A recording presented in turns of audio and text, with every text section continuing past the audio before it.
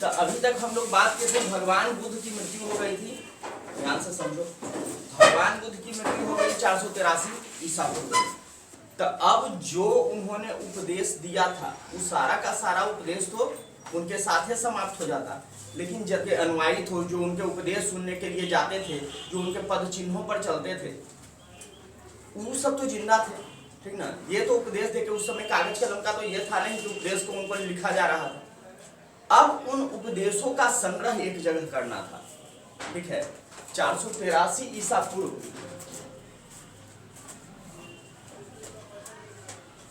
बुद्ध महानिर्वाण प्राप्त कर गए। महानिर्वाण मीन्स हाँ मृत्यु हो गई, नहीं, ठीक ना। तो जब इनकी मृत्यु के पश्चात, यही ईस्वी के बाद इनके मृत्यु के पश्चात 4 वो बौद्ध संगतियां बुलाई गई। क्या बुलाया गया? बौद्ध संगतियां। अब ये 4 बौद्ध संगतियां कब कब बुलाई गई और किसके शासनकाल में बुलाई गई, 1-2 बार हम लोग पहले भी चर्चा कर चुके हैं। तो ये 4 बौद्ध संगतियों के बारे में जानेंगे हम लोग। सबसे पहला बौद्ध संगति,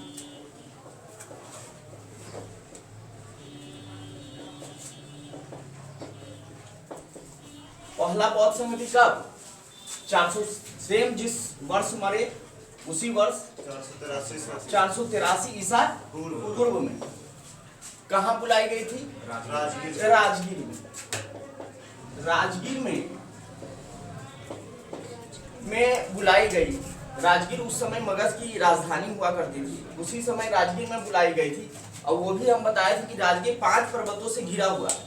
5 पर्वत में से एक पर्वत है वैभवगिरी पर्वत। कौन पर्वत? हाँ, तो वैभवगिरी पर्वत पर तुम जाओगे तो एक सतपर्णी गुफा है, उसी गुफा में यह बैठक हुई थी। यानी सारे बौद्ध लोग, बौद्ध के अनुयायी जितने भी विद्वान थे, ये सारे लोग वहां आके बैठक किए थे। तो उस समय सम्राट कौन थे? अजातशत्रु के शासन काल में यह बौद्ध संगति का आयोजन हुआ था। हाँ, प्रथम बौद्ध संगति का आयोजन अजातशत्रु के शासन काल में हुआ था। यह किस वंश के थे? हर्यक वंश के थे। हर्यक वंश के थे। इसका जो अध्यक्षता किए, अध्यक्ष समझते हो ना, बैठक के अध्यक्ष होते हैं। तो इसकी जो अध्यक्षता किए थे, अध्यक्ष बने थे महाकश्यप। कौन बने थे? महाकश्यप की अध्यक्षता में यह बैठक का आयोजन करवाया गया था। कहाँ? राजगीर में। वैभवगिरी पर्वत आज भी यह गुफा है, तुम लोग अगर जाके देखना चाहते हो तो तुम लोग देख सकते हो। वैभवगिरी पर्वत कहाँ है? राजगीर में। अभी भी जो तुम लोग कुंड अगर गए होगे नहाने कभी गए हो? Yes sir. तो कुंड गए होगे तो कुंडवा के बगल से वो सीढ़ी चल जाता है, ठीक ना, बगलवे से एकदम ऊपर सीढ़ी चला जाता है, वही है वैभवगिरी पर्वत। और डायरेक्ट तुमको लेके चला जाएगा सतपर्णी गुफा तक, ठीक है। तो उसको पकड़ ले कभी, चल जाके देखना, पूरा अंधेरा है गुफा। लेके चलेगा ना?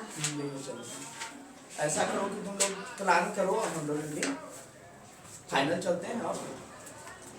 आप ही रेडी नहीं हो गया, तुम लोग तय कर लो, हम कल चलेंगे। हाँ, तो हम लोग बात कर रहे थे द्वितीय बौद्ध संगति का आयोजन। द्वितीय बौद्ध संगति का आयोजन ठीक इसके 100 वर्षों के बाद हुई, यानी ठीक 100 वर्ष के बाद हुई। तो यह कब हुई होगी? 383 ईसा पूर्व में। 383 ईसा पूर्व में हुई थी यह बौद्ध संगति। हुई थी वैशाली। कहाँ?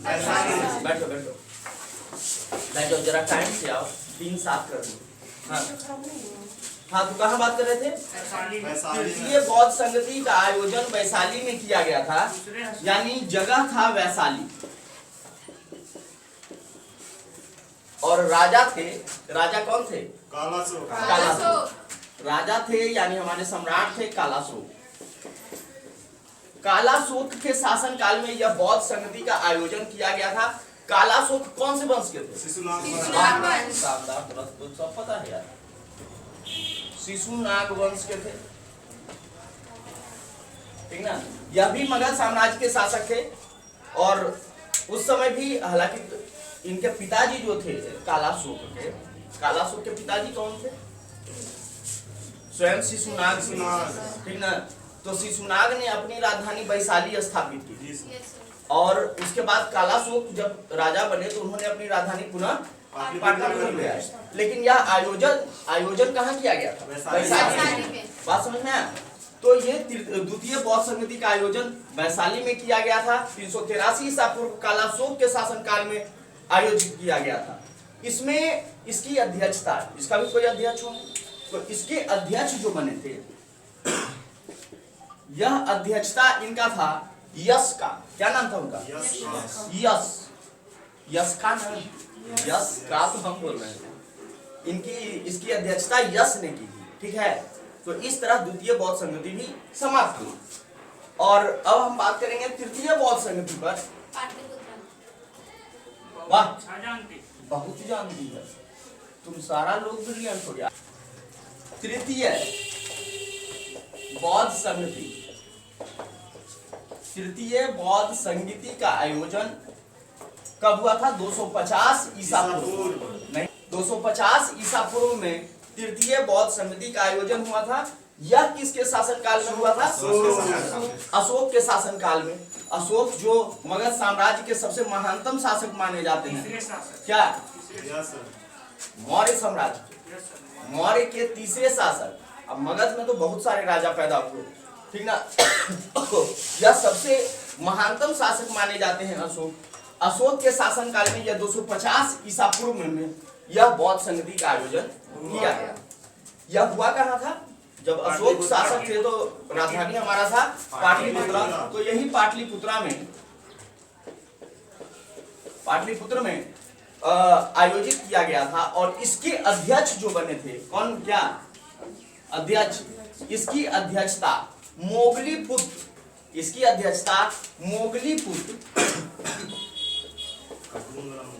हाँ,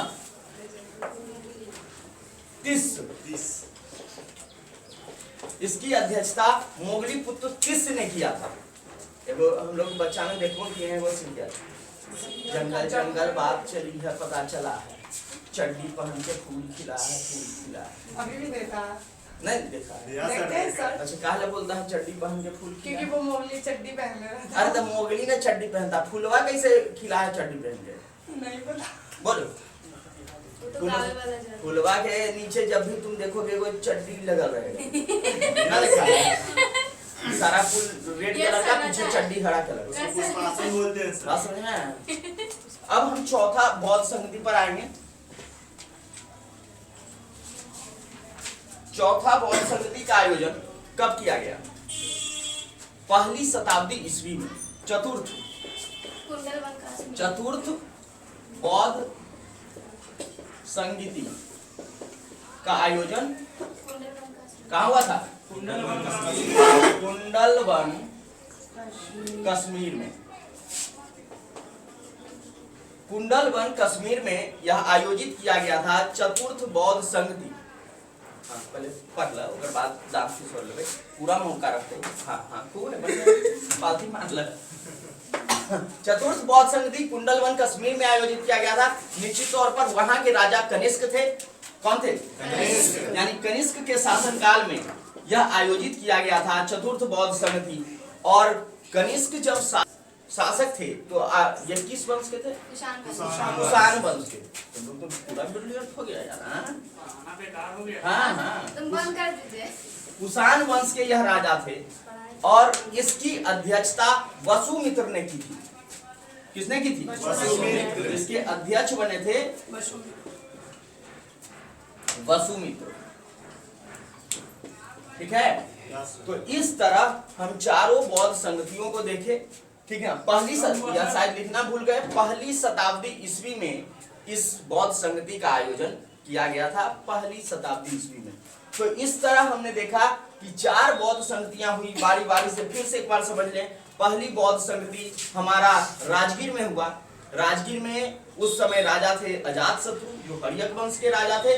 483 ईसा पूर्व में यह आयोजित हुआ, क्योंकि उसी वर्ष महात्मा बुद्ध या गौतम बुद्ध, जो भी तुम कहते हो, उनकी वो निर्वाण प्राप्त किए थे। उसके बाद द्वितीय बौद्ध संगति ठीक 100 साल बाद वैशाली में हुआ था। शिशुनाग वंश के कालाशोक के शासनकाल में यह आयोजित किया गया था 383 ईसा पूर्व, ठीक है। और उसकी अध्यक्षता किसने की थी? यश ने। उसकी अध्यक्षता यश ने की थी। तीसरा बौद्ध संगति जो तुम देख ही रहे होगे, तीसरा बौद्ध संगति का आयोजन कहाँ हुआ था? पाटलिपुत्र में हुआ था, क्योंकि मगध की राजधानी उस समय थी और अशोक के शासनकाल में आयोजित किया गया था। 250 ईसा पूर्व में इसका आयोजन किया गया था और इसकी अध्यक्षता मोगली ने किया था। उसके बाद हम चतुर्थ बौद्ध संगति के बारे में बात किए थे। कुंडलवन कश्मीर में आयोजित किया गया था और कश्मीर में चूंकि कनिष्क एक कनिष्कपुर नामक नगर भी बसाया था कश्मीर में, तो कनिष्क कुषाण वंश के शासक थे। पहली शताब्दी ईस्वी में इन्होंने आयोजित करवाया था, जिसकी अध्यक्षता वसुमित्र ने की थी। इस तरह चारों बौद्ध संगति, अर्थात अब हम जानेंगे कि बौद्ध संगति का आयोजन हुआ किस लिए था। तो इसीलिए बौद्ध संगति आयोजित की गई थी कि महात्मा बुद्ध ने जो उपदेश दिया है उसका संकलन एक जगह किया जा सके। बौद्ध धर्म के भी जो भिक्षु थे, बौद्ध भिक्षु लोग, वह एक जगह इकट्ठे होते थे और इस पर मंथन करके एक पुस्तक का निर्माण बाद में हुआ, जिसका नाम रखा गया त्रिपिटक, ठीक ना। बौद्ध का सबसे महत्वपूर्ण साहित्य कौन है? त्रिपिटक है। बौद्ध का सबसे महत्वपूर्ण ग्रंथ जो है वह त्रिपिटक है। त्रिपिटक का अर्थ होता है 3 टोकरियां, ठीक है। 3 टोकरियां, अर्थात तीनों टोकरी में अलग अलग पुस्तकें रखी गई है। बात समझ में? त्रिपिटक एक साहित्य है जिसमें 3 अलग अलग पुस्तकें रखी गई है। पहला का नाम है सूत पिटक, दूसरा का नाम है विनय पिटक और तीसरा का नाम है अभिधम्म पिटक। याद रखना, एक त्रिपिटक,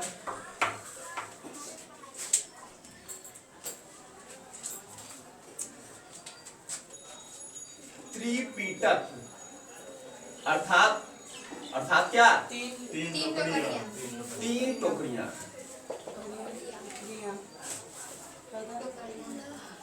ठीक है। पहला सूत पिटक, दूसरा विनय पिटक और तीसरा अभिधम्म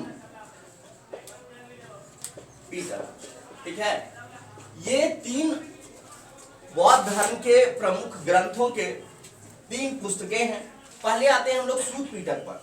सूत पिटक में बौद्ध धर्म के सिद्धांत और जितना उन्होंने उपदेश, गौतम बुद्ध ने जितना भी उपदेश दिया है वह सब कहाँ रखा गया? सूत पिटक में।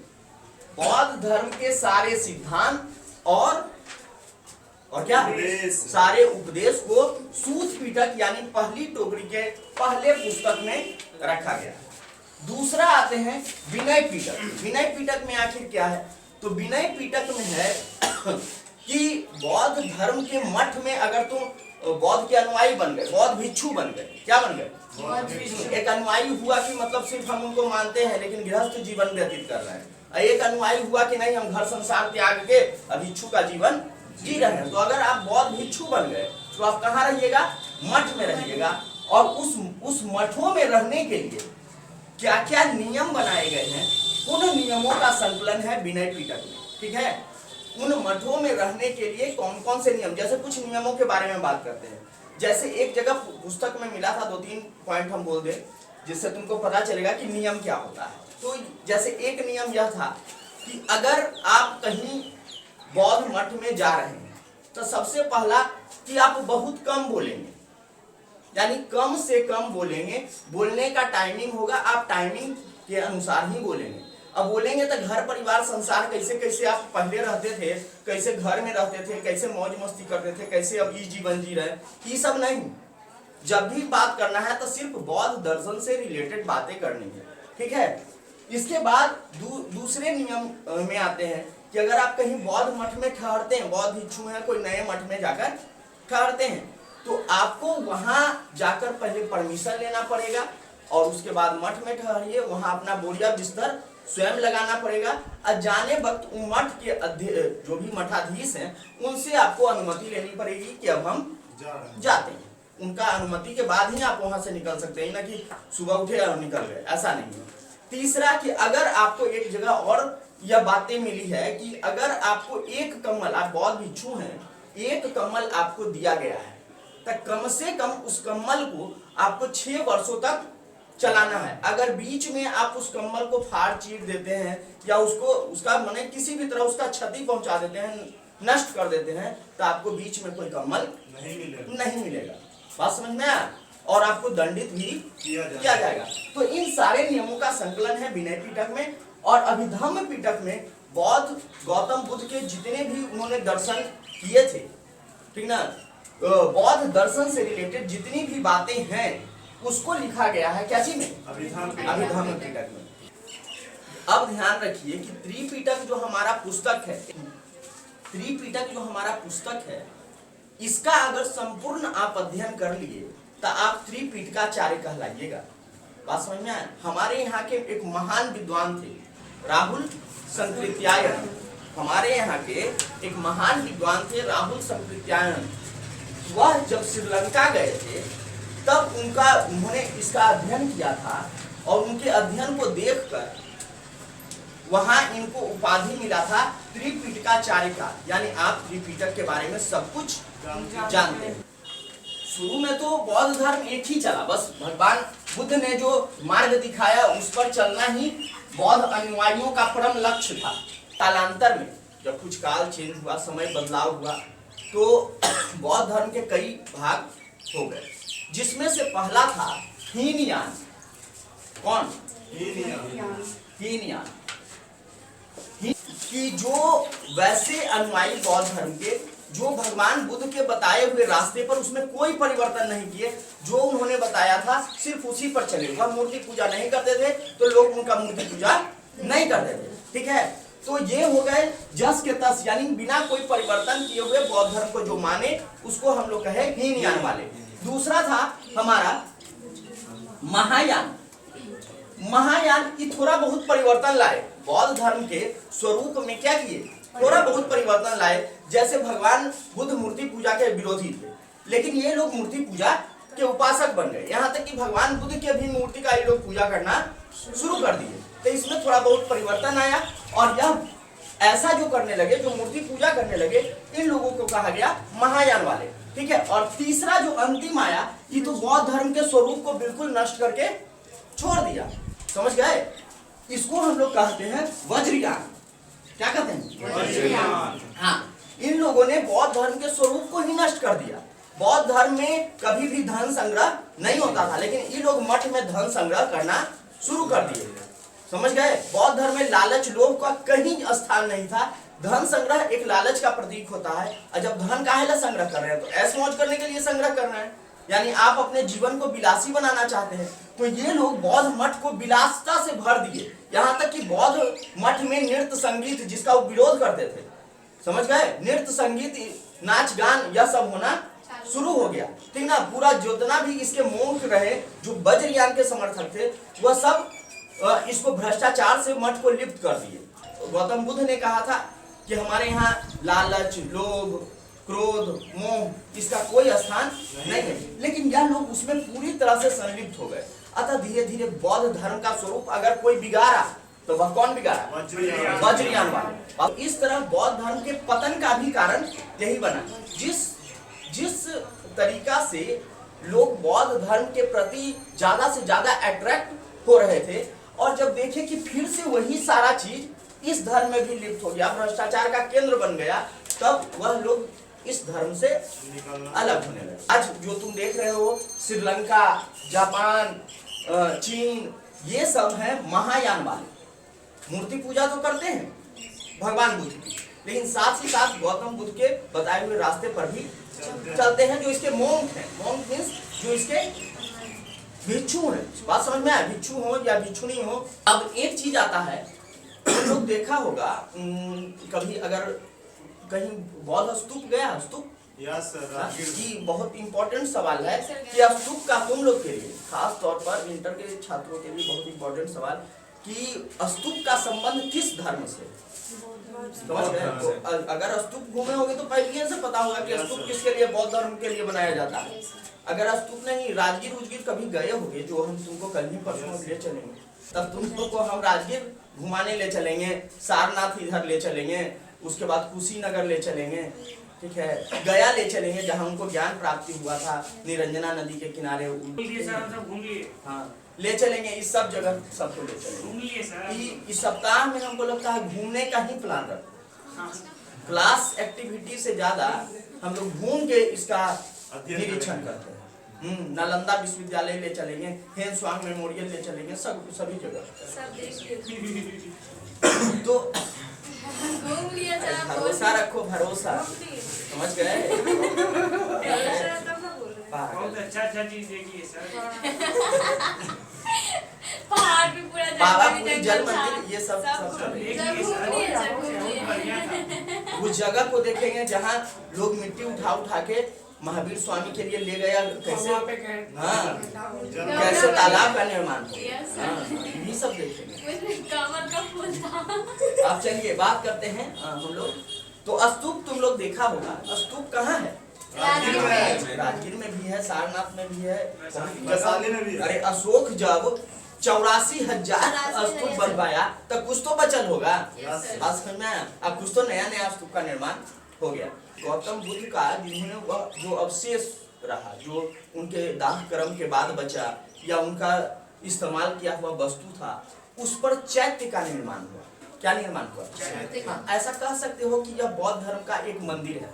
चैत्य क्या है? बौद्ध धर्म का एक मंदिर। और चैत्य स्तूप लगभग हर जगह स्तूप जहाँ होता है वहाँ बगल में ही एक चैत्य बना हुआ रहता है। चैत्य बताए तो कि उनका वस्तुओं का, उनका जो अवशेष है उसका संग्रह को एक जगह इकट्ठा करके उसको रखा गया, उसको जमीन के अंदर, ठीक ना, और उस पर एक चबूतरा टाइप का निर्माण किया गया, एक रूम बना दिया गया, ठीक ना। बहुत बेहतरीन लगता है, कभी शायद तुम गए नहीं हो इसलिए पूछ रहे हो। दूसरा स्तूप, स्तूप कैसा होता है? स्तूप का डिजाइन तुम इस तरह देखो, ऊपर से घूम इस तरह का, तो शिवलिंग जैसा हो गया सर। हाँ, शिवलिंग। एक यहाँ चबूतरा रहता है, ठीक है, उसके बाद 4 गो खंभा होता है, लगता है कि ताजमहल हो गया। समझ गए? ऐसे रहेगा। उसके बाद यहाँ हम लोग के जैसे ताखा कैसे बना रहता आप गए सर? है ना? ये ताखा देख रहे हो, जैसे छोटा छोटा ताखा नहीं, बड़ा बड़ा ताखा, इसमें भगवान बुद्ध की मूर्ति चारों तरफ रखी रहती है। यहाँ एगो हर्निका होता है इस तरह,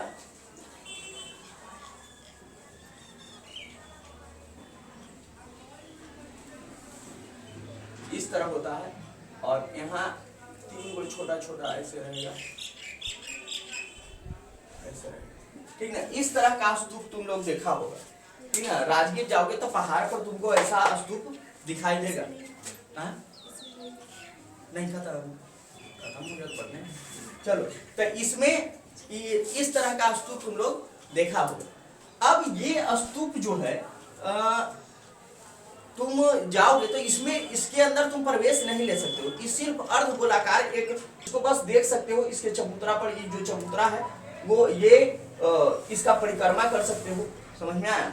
हाँ, इसका परिक्रमा कर सकते हो, ये सब कर सकते हैं। तो स्तूप का बनावट इस तरह का होता है। यह स्तूप तुम जहाँ कहीं भी बौद्ध के तीर्थ स्थान पर जाओगे, लगभग सभी जगह, और उसी स्तूप के बगल में एक कमरा होता है साइड में, ठीक है, एक कमरा होता है, और इसी कमरे को हम लोग चैत्य कहते हैं। समझ गए? यह बौद्ध मंदिर के नाम भी इसको हम लोग कह सकते हैं।